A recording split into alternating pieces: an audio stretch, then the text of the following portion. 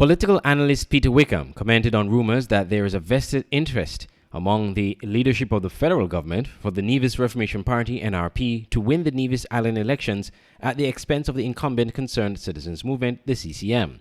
That idea was first ventilated by social and political commentator Dwyer Astafan in a commentary some months ago. I'm hearing that part of the intention of this second project is to use some of the money to do some political harm to the Nevis partners in the Team Unity coalition. Can you imagine that? Talk about cannibalizing your partner. Talk about unity in Team Unity. But Mr. Wickham said this would not make political sense for the Prime Minister or Team Unity. Because the assumption is that the election would inform the federal.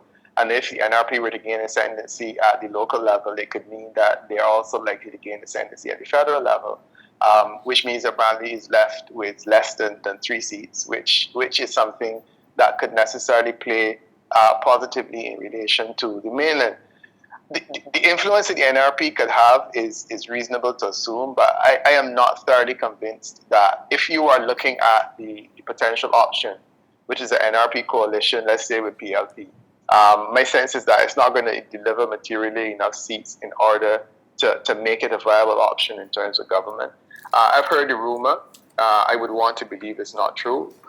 My feeling is that while, as I said before, alliances are flexible and people can form alliances, the numbers do not suggest to me that the NRP is really a viable partner.